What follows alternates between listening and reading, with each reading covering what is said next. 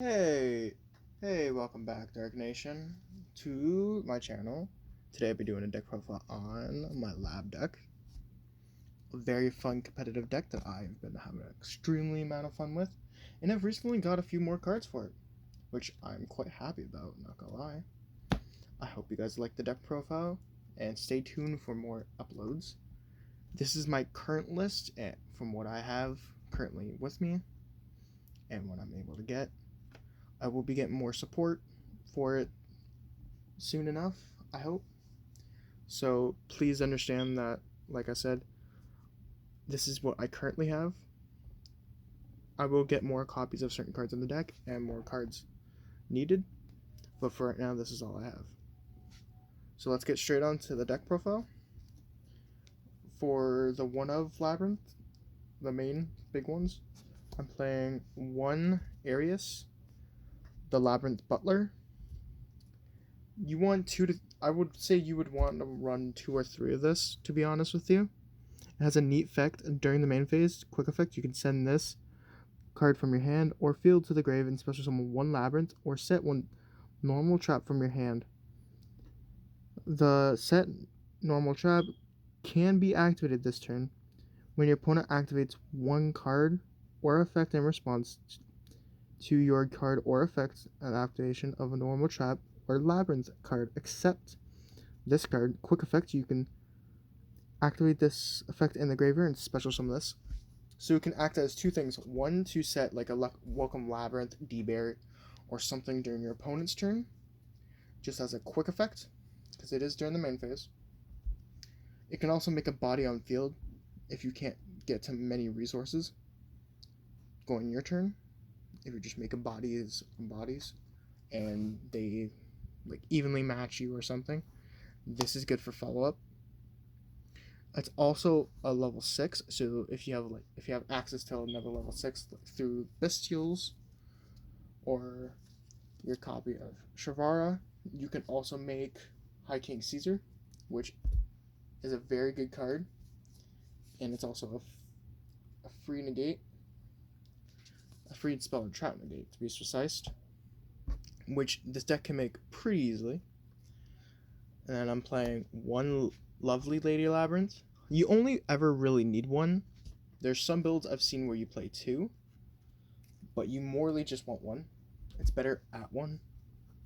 But I could see you playing two if you really want. It's your choice, it's your personal preference. This is just what I'm playing for the deck, and I think this is what it's gonna stick at, in my opinion.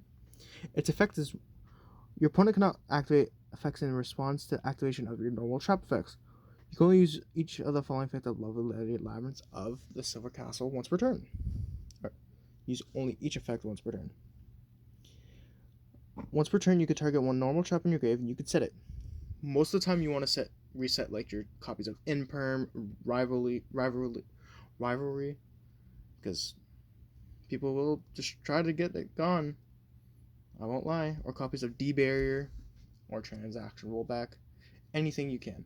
Anything you think you really desperately need, or need in general, she's the one to go to. So you can reset those. Also, if another monster leaves the field or a normal trap leaves the field, except in the damage step, you can destroy one card on field. So it's a free reset and a pop on field. It's also a 29k beat stick, which is really good. I'm playing two Lady Labryths. She's your big body protector. She's also another level 8 that you play in the deck. She basically lets you reset once per turn after you activate a normal trap. Once per turn, you can set one directly from the deck. Also has effect in hand.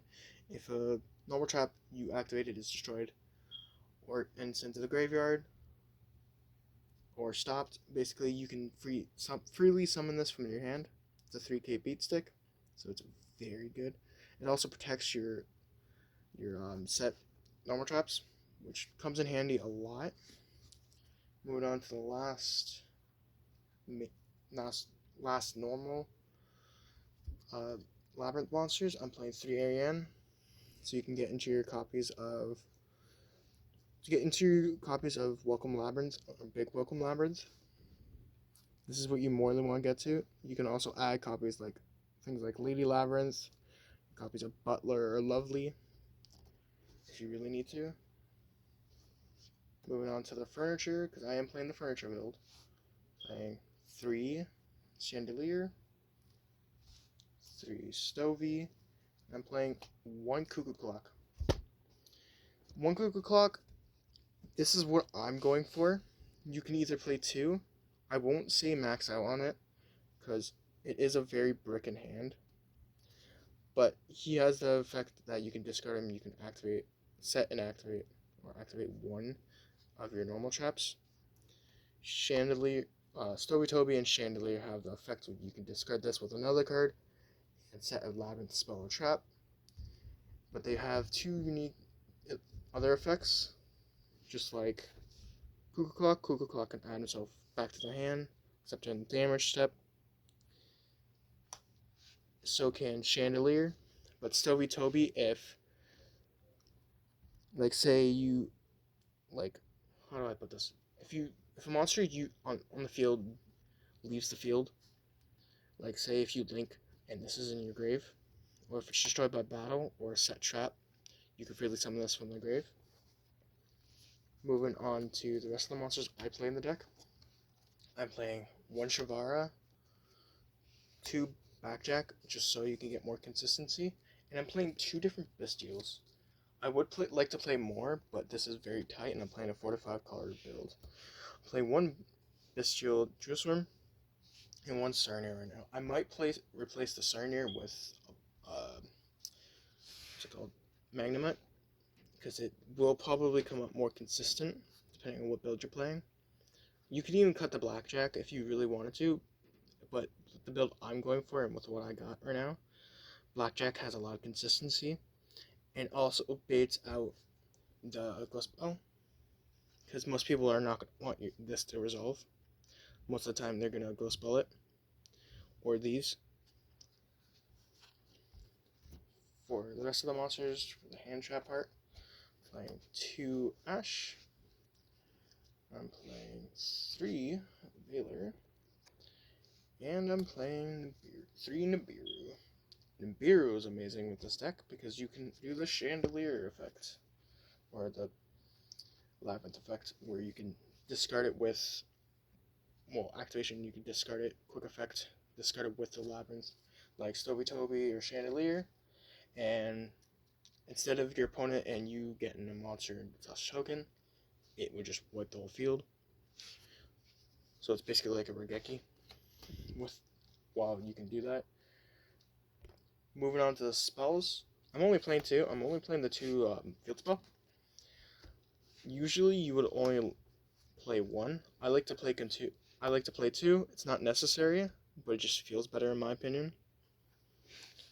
For the traps, I'm playing, for right now, 1 Big Welcome and 3 Welcome Labyrinths. Welcome Labyrinth to summon 1, and if the normal trap leaves the field, you can reset this once returned from the graveyard.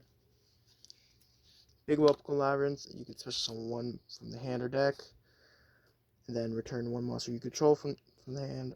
You can banish this card from the grave and then target 1 fiend you control, or 1 level 8 or higher fiend monster, and then that target, and then return that to the hand.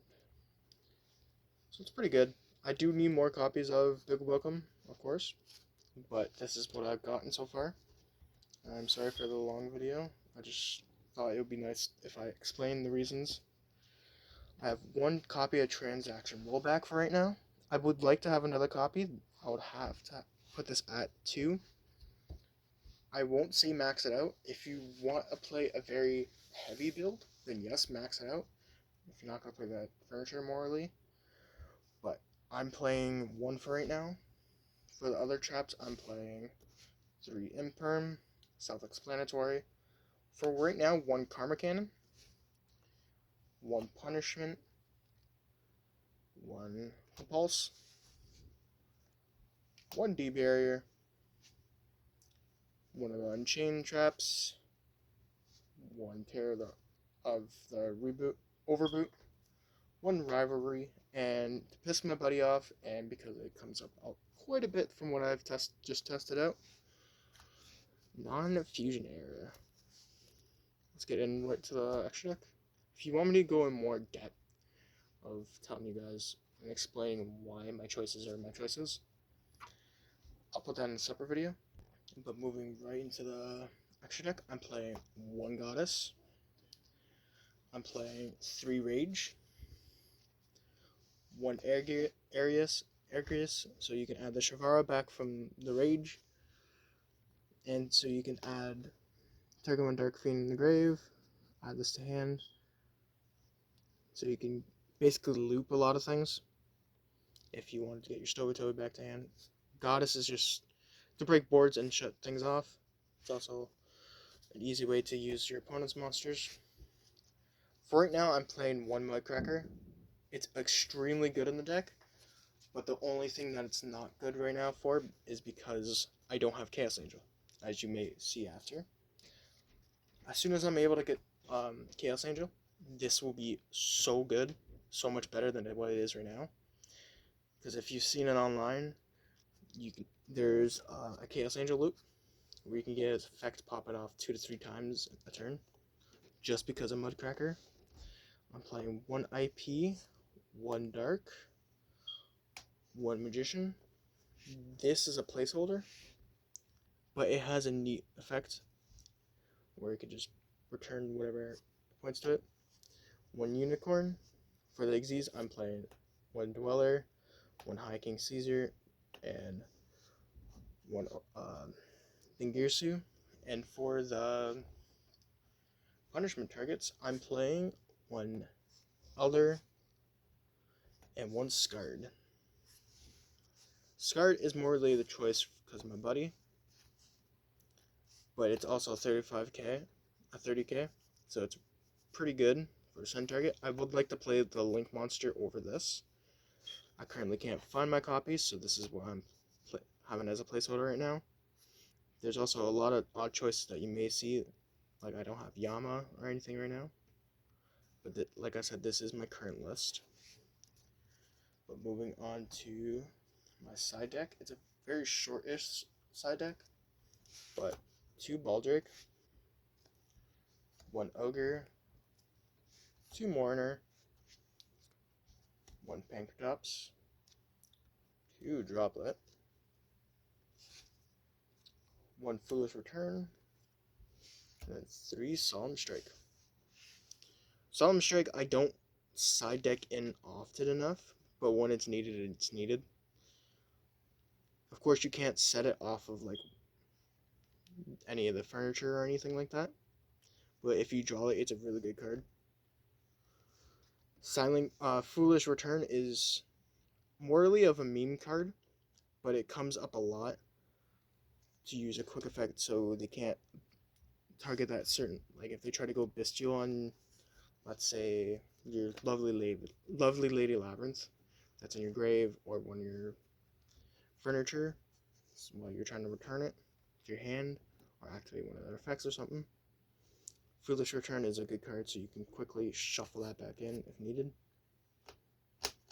And that's the deck profile. Stay tuned, I will be posting more, and I apologize for the slow and long video. I hope you guys don't mind. I wanted to explain a few things, and I hope you don't mind the poor video again. There's a lot going on, as like I said in the last video, and there's a lot I've been trying to go through for this profile and trying to find the perfect profile I can do for you guys. But I hope you don't mind. Stay tuned, there will be more posts later on this week. There might be a guest on in the video too. So stay tuned, have fun you guys. Thanks for watching, Dark Nation.